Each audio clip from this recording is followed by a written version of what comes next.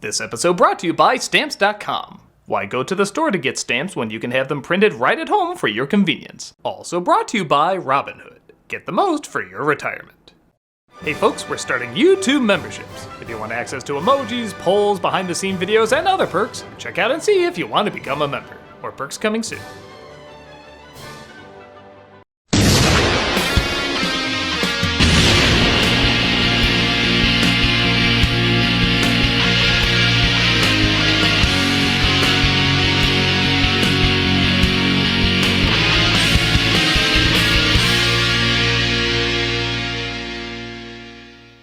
Hello, I'm the Nostalgia Critic guy, remember? So you don't have to. So let me get this straight. We like this now?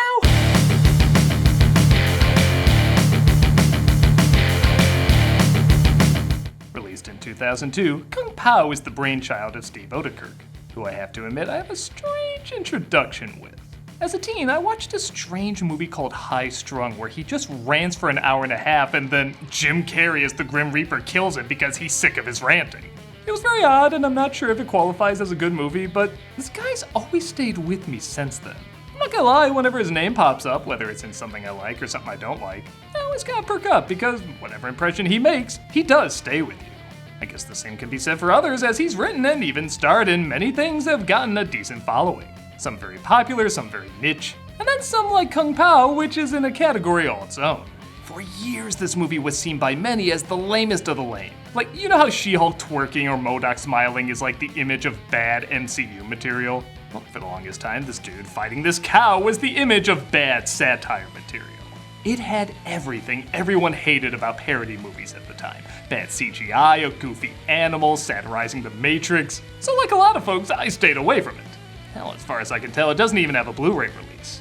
But somewhere along the line, it got a crazy following. Like, critics ripped this movie apart, but most audiences came around to really enjoying it. Enough so that people won't stop bothering me about it. For a long time, I've been asked to give my thoughts on this flick, and I never really had much interest because of all the original bad press it got. But over 20 years later, I have to ask, is there something the majority of critics and viewers missed back then?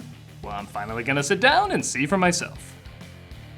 This better be worth it, is Kung Pow Enter the Fist.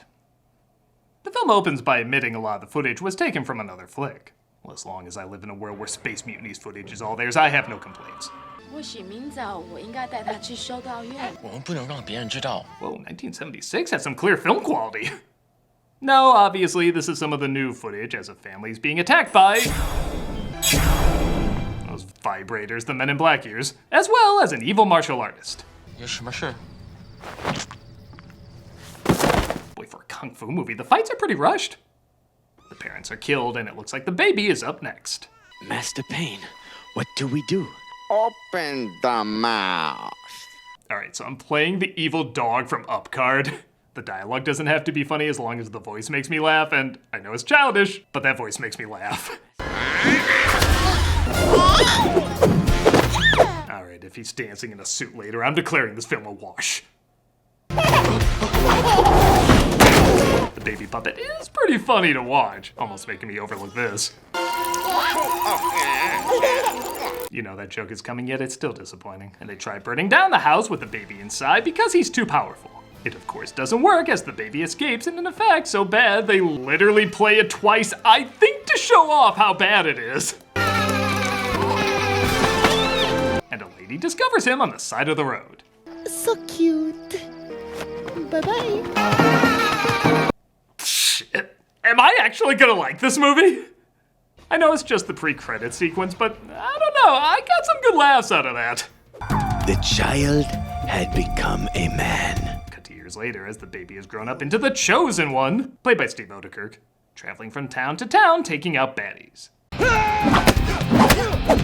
The fights are a little hit and miss, I'm not even trying, as when they tried to do more than Naked Gun UHF style, I don't usually get that big a laugh, but whenever they do something that kind of legit looks like a cheap effect out of a martial arts movie, that gets me really good.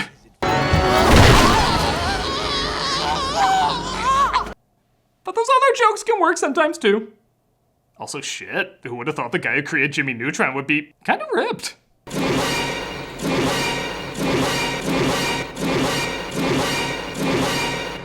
Okay, look, I'm liking this movie so far. I'm not surprised critics didn't. This has that similar Ren and Stimpy vibe where it relies a lot on the surreal, silly, and unexpected. Which is a hard style to make universally funny because everyone's gonna have different expectations and tolerance for certain jokes.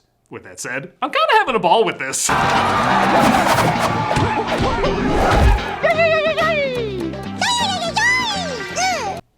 Like, I know that's not universally funny, but that's part of what makes it personally funny. You know there's a smaller group of people that would laugh at something so stupid, yet also imaginative. So if you do chuckle, you feel more of a connection to it because you know not everyone has the same taste as you. As if it's taking a risk on a joke not as many people would like, but man, the ones that do, they're gonna love the hell out of it and never forget it. There's a ton of jokes in The Simpsons I laugh at and acknowledge are better put together, but I kinda forget them right after I see them. I am never gonna forget this goddamn thing. I need gopher chucks. After using gopher chucks and taking out everybody's eyes, he literally busts a vein, wah-ing too much. And we cut to the footage from the movie mentioned earlier. I guess it's a good sign when I'm thinking to myself, I was actually liking this okay even before the other film footage. This is an old joke, but using it with actual footage from a martial arts film does make it a little funnier. Hey, who's he? I don't know. Still better than most ADR in a lot of big budget movies today. Let me cram in a bunch of plot exposition we forgot to put in. 2 scenes earlier, he visits his master, who says he's the chosen one, mainly because he has a face on his tongue, and I don't know, it must mean he's the chosen one. I don't like him very much. I must apologize for Wimp Lo. He is an idiot. We have purposely trained him wrong, as a joke. Sometimes the audio matching the video is so poorly done, that's part of what's so funny. Like, all that has to be done here is he has to grunt as he gets out of bed. But we get this.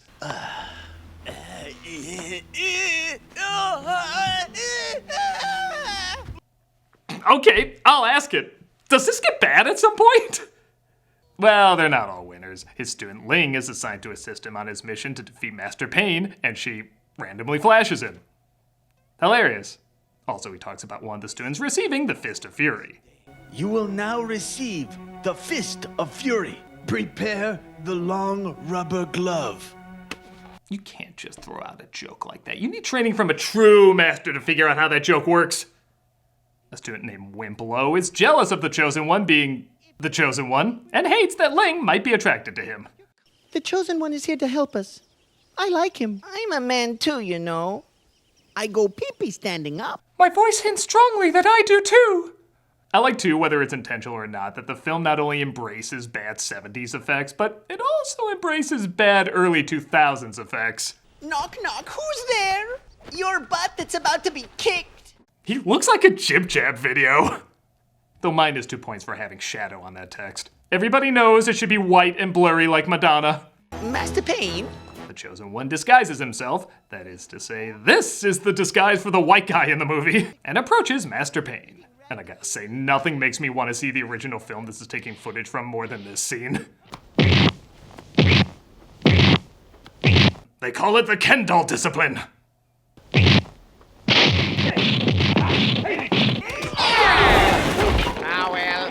Okay, missed joke opportunity. He should have sounded like... What, did you feel funny voice in this movie would be out of place? I love, too, that the young version of Master Pain looks absolutely nothing like the older version of this guy. But if Oedekerk can get by on the James Bond treatment, I think that's part of the joke. Speaking of jokes... What do you get when you cross an owl with a bungee cord? My ass. What? He went there! The Chosen One sees if he has the same abilities as Master Pain, which of course doesn't work and is pretty easy to predict, but I do like this one reaction. Like he was too embarrassed to say it actually hurts, but he did think about it for a second.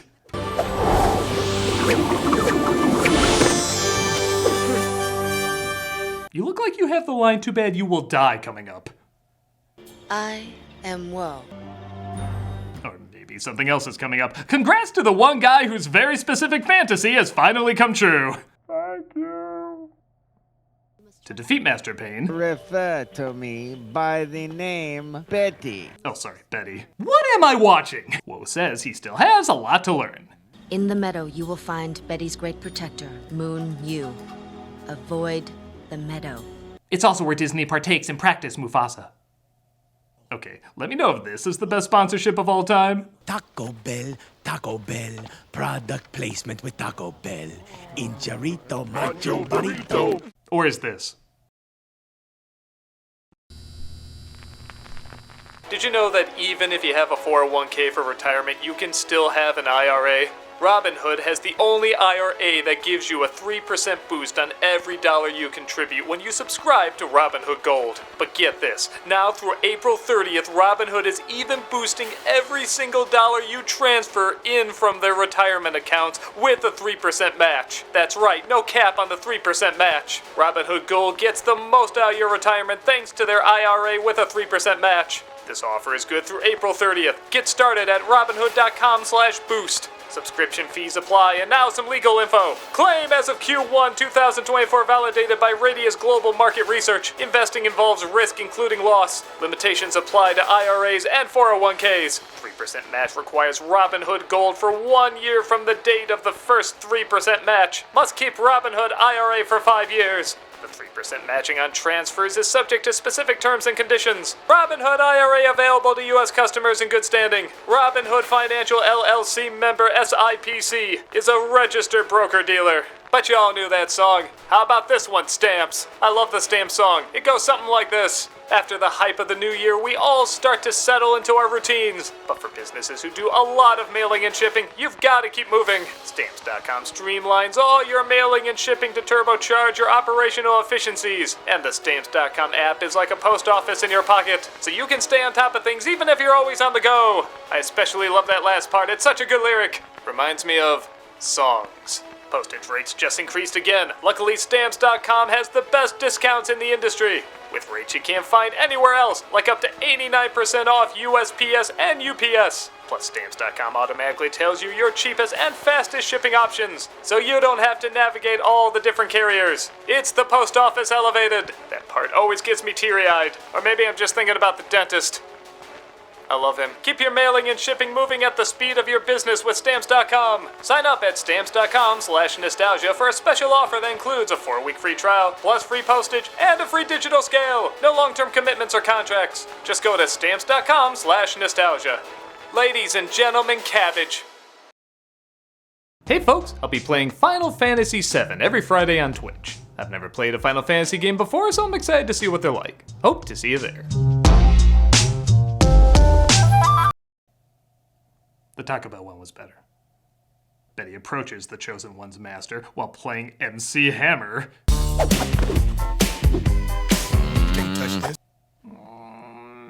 by cringe humor, that's pretty weak. But he's too sick to fight, so he just lets him go. I must fight you when I am stronger. And when our song choices are even more obvious, perhaps Carl Douglas? He finds Betty's protector in the meadow is of course the cow, and... Okay, let's see if this is funnier than in the trailer.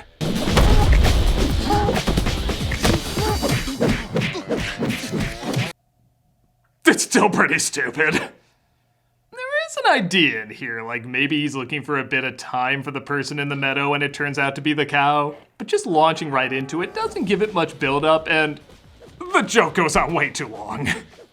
I guess you could argue that's kind of the point, but there just aren't that many laughs here. The only thing that does get a chuckle out of me is when the cow legit moves like a real person doing kung fu, just with a cow's body. The more real and human it moves, the more it makes me think about this thing taking years to learn the discipline of martial arts, which does make me kind of laugh. But I'm sorry, the Matrix effects, the silly expressions on his face, and the lame CGI just make it feel drawn out and boring. I guess it serves as the main visual of the movie the same way the tap dancing did for Young Frankenstein, but this feels less like an homage to Brooks and more like an homage to Meet the Spartans. It's just not my thing. He defeats, or I guess deflates the cow, and he meets up with Master Betty, revealing that he was the child he tried to kill off years ago. You mustn't. Who are you? Ling's father. Wee. Okay, I know I gave that cow scene that no doubt took a lot of time to film, a ton of flack, and I'm laughing at... But But I'm sorry, if you can't see the layers of comedy to that, neither can I, but it made me laugh and that's enough. They both get their asses kicked by Betty, and they escape only to discover Ling's father is also the Chosen One's master's master. Yeah, that wasn't hard to say. Like I mentioned before, not every joke's a winner. No, no. Please, I have a wound there. Oh, come on, don't spoil everything. The father ends up dying, and in one of my favorite moments, they can't think of what else to have Ling say, so they literally just have her quack. And now he's dead, except for his hair and nails. Dead. Sometimes I am embarrassed to like this movie. They end up doing it. I think. I don't really know. And wow, I kinda called it with the practice Mufasa joke, didn't I? Simba, I am Mushu Fasa. Still looks more convincing than the cow earlier. I am not Simba. You must not be troubled, Simba One. They do some Lion King's joke that honestly have been done several times by this point. This is CNN. This is CNN. But I'll admit, just it appearing at all in this film without any build-up whatsoever and with just such bad effects is enough to get me to snicker at it. For me, this is the cow scene done right. Or well enough. There's also a charm to the fact that they create their own bad editing effects on purpose. I am a great magician. Your clothes are red! Wow! I should try that. Betty attacks the Chosen One's master again, this time to Baby Got Back. I like big butts and That just makes the first time he did even lamer. And Betty defeats him along with Wimplo. Can't play this scene without this music. He's captured by a net that looks like plastic six-pack rings, but he gets out of it by reversing the footage. I really like NSYNC. My favorite member is Harpo. I will write their next hit, maybe. Okay, you got like 25 minutes left, movie. Don't botch the ending. Betty also got Ling and his little dog, too. In fact, they do so many death scenes and repeat so much of the footage that he goes around in a circle and it ends up bringing him back to life. Okay, you're getting funny again, movie. You scared me there for a minute. He trains hard to get his revenge on Betty, who is meeting up with the evil council. Is at the temple. Thank you, evil council. Okay, even for this movie, that was a little weird. Robot Jim Matt, or whatever that was, tells him where the Chosen One is, and it looks like he's out getting nuts. I'll take a pound of nuts. That's a lot of nuts! Fred Armisen returns in his finest role. He goes to fight Betty as they use the song joke again. No, seriously, why do you think this is your turn it off and on again joke? But when he takes off one of his triangle symbols, it summons the evil council. The evil council are aliens. Okay, it tracks, and I didn't see it coming. Oh, also, they're French. Because it'd be weird if they weren't French. He uses his tongue to defeat the aliens, because again, it'd be weird if he didn't do that. And he ends up stopping Betty as well. Thank you, squirrel friend. Your soft, cushy body helped absorb the force of his blow. To hell with the cow, that should have been the symbol of the movie. I would have seen a film with that on the poster. Ling randomly flashes him again, and we get a preview for the next adventure.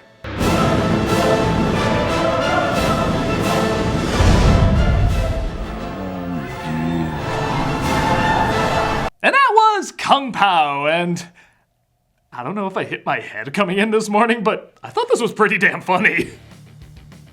Again, I can't pretend like I don't understand its negative reviews. These jokes are very second grade, and honestly, I think there's maybe a third of them that don't work at all. But that's still 2/3 of the jokes that do work, and not only do they work, but they're really surreal and imaginative, combined with that same type of humor college kids have when they, well, redub a martial arts movie. Honestly, I feel like this film just came out at the wrong time. I think it would have been right at home with the YouTube generation or even late 2000s internet. There's a sporadic immaturity to it that's either gonna make you laugh or it's not, and I would understand either. But if you've ever gotten a little high, muted a kung fu movie and provided the dialogue with your friends, then this movie is for you. If you've never done that, then I'm sorry. That's just not living, and it's sad that you wasted your life.